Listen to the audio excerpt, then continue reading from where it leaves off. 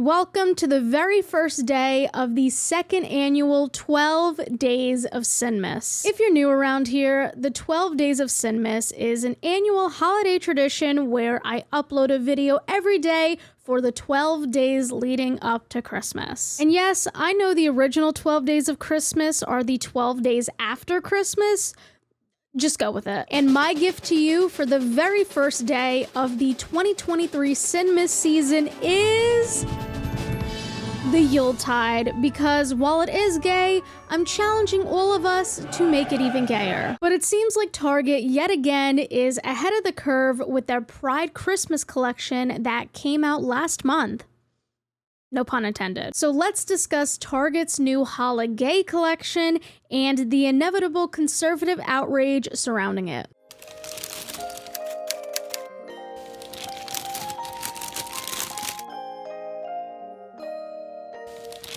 This is not the first, nor will it be the last time the right has lost their shit over any progress towards LGBTQ acceptance. But as of recent years, the backlash against major brands who openly support the queer community has only grown. I mean, we have to start with Carlson's infamous temper tantrums over miserable non-binary candy in 2022, and the new frumpy, obese lesbian M&M earlier this year. That is the most unreal sentence I've ever said. Not too long after that came the Daily Wire's counter-campaign against Hershey's, who dared to include a transgender woman in their Her for She ad. Tension rose a couple months later when Bud Light partnered with Dylan Mulvaney for an Instagram giveaway. And the aftermath was pure madness. Thousands of conservatives called for a nationwide boycott against Bud Light, including Kid Rock of all people.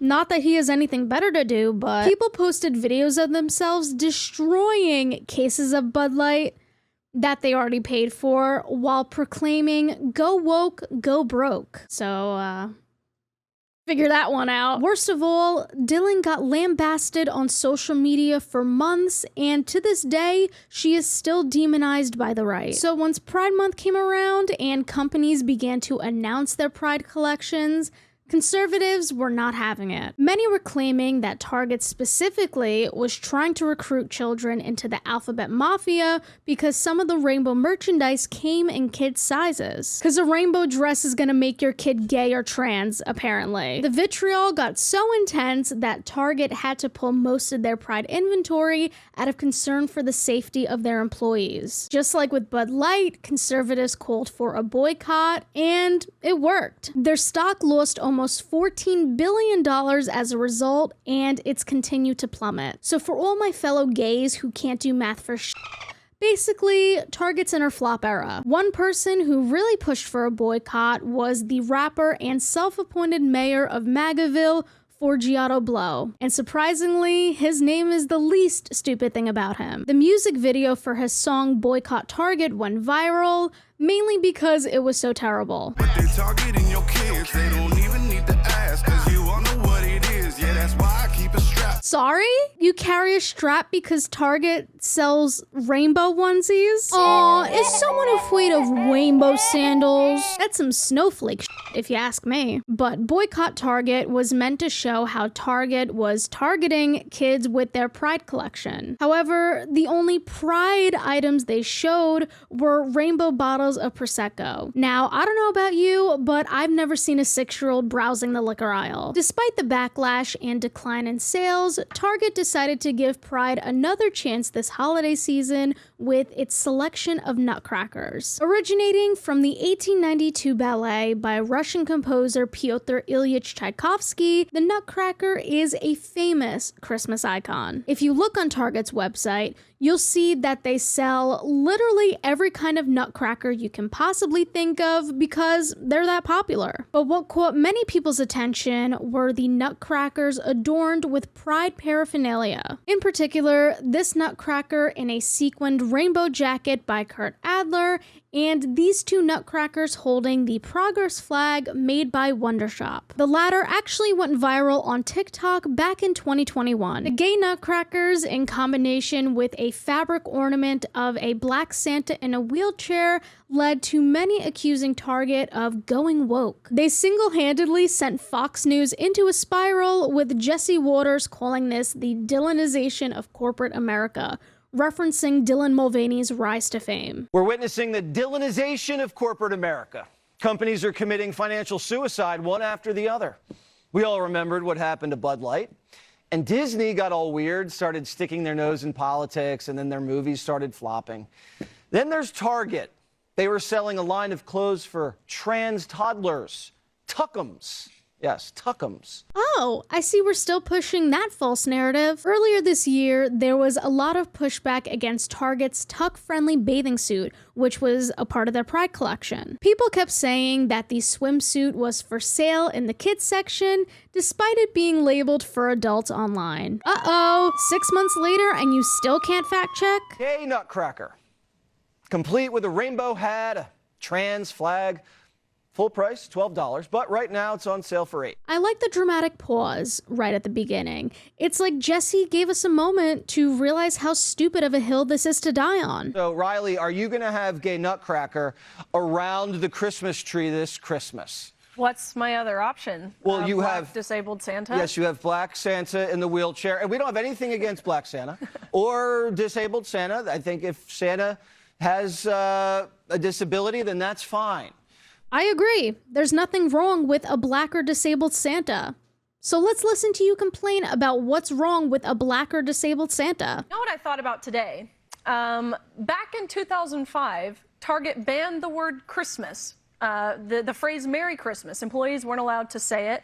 No merchandise was allowed to have the word Christmas on it because it implied that, the idea of Christ exists. Oof, another time when fact-checking would have really helped. Yes, Target reduced usage of the word Christmas in their marketing, trading it for holiday, as in holiday stockings or holiday reindeer. However, employees were never prohibited from wishing customers a Merry Christmas. On an individual level, a lot of people opt to say Happy Holidays instead of Merry Christmas to encompass every holiday that falls this time of year. In my opinion, though, a lot of companies choose to use holiday-neutral marketing to appeal to a wider audience, partially for inclusive reasons, but mainly because they want our money, no matter what religion we follow. I believe that's still in effect, yet they're allowed to have black disabled Santa and a gay nutcracker. It doesn't make sense. You have to ask yourself, why do they keep pushing this?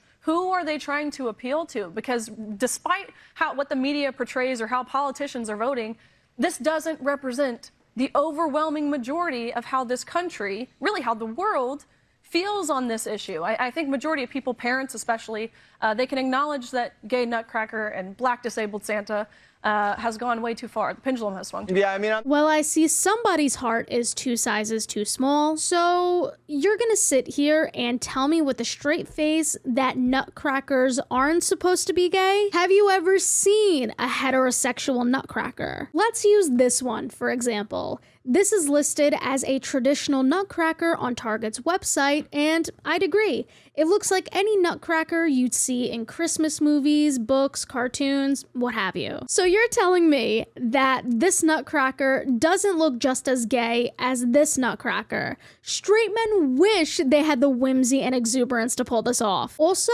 it's generally accepted among historians that Tchaikovsky was gay based on several letters he wrote to his brother, who was also gay. In one never before published in Russian or English, Tchaikovsky wrote of a young servant with whom I am more in love than ever, adding, "My God, what an angelic creature, and how I long to be his slave, his plaything, his property." I don't know why you would write that to your brother, but among other censored passages was a letter to Tchaikovsky's brother in which he wrote from Italy, "At 9 o'clock, I felt like going for a walk and went out. Some ruffiani, you know the kind, guessed what I was looking for and wouldn't leave me alone. The bait they were using to hook the prey, i.e. me, was a delightful young creature. I had to put up some fierce resistance because the bait was working, but I didn't let it get the better of me. I don't know whether they wanted to blackmail me or just screw some money out of me, but I didn't let myself get taken in. In another letter, he wrote of a torment of indecision.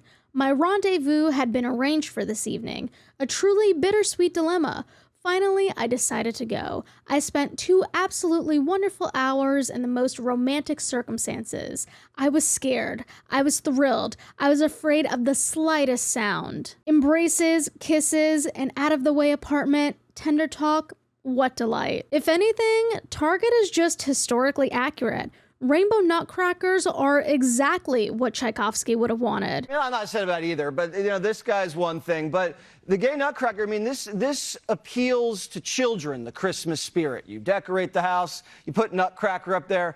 Is this sexualizing Christmas for children? No, it's not sexualizing Christmas because the rainbow flag actually represents diversity and inclusion, but you assigned a sexual meaning to it. Conservatives like Jesse don't see queer people as anything other than sexual deviants, which is why they can't help but to sexualize us all the time. Honestly, they probably think about gay sex more than I do. If anything, I was let down. I wish Jesse tapped into that raw Tucker Carlson energy and just ripped those gay nutcrackers to shreds. Because when Tucker lost it over the green M&M, I believed him. There was some passion behind that. Too much passion, actually. I had some hope with that gay nutcracker soundbite at the very beginning, but then he just went into the same lukewarm, anti-woke bullshit we've heard hundreds of times over. But the saga doesn't end there, sinners. After this segment aired, lots of people clowned on Fox for their feigned outrage over a non-issue, really. And that includes The View, which Fox didn't like. And this is the culprit right here. This is the offensive rainbow flag. And it's he's much prettier. You put your nut in there. He can put his nut in there and squeeze it. Jesse wanted. You have a dirty mind. Because you're thinking it's about sex. It's just about pride. Well, Primetime takes every threat seriously. Expect us to file a report. And we may be forced to file a restraining order against her, too.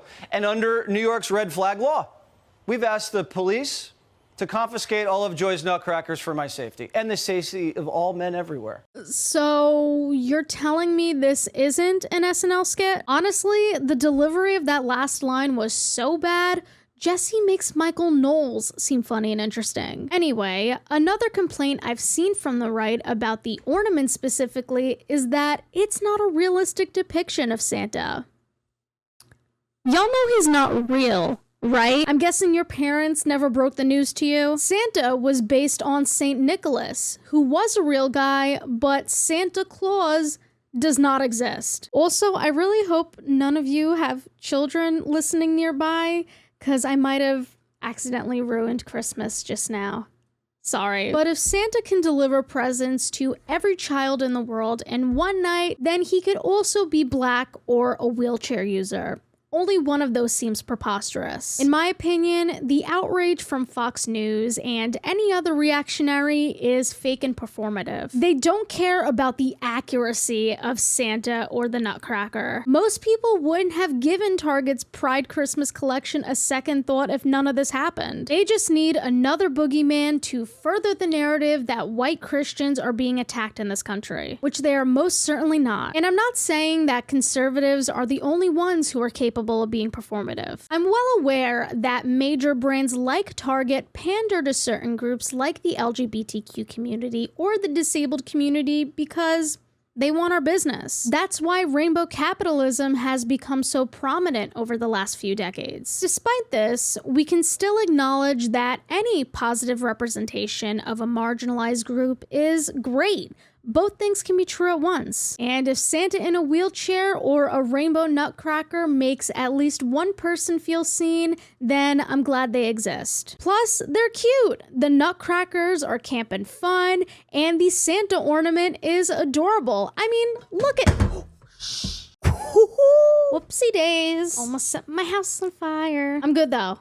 And the Santa ornament is adorable. I mean, look at him. He's just a little guy. I can't speak for disabled folks, but as a lesbian, I'll let capitalism exploit my community this one time.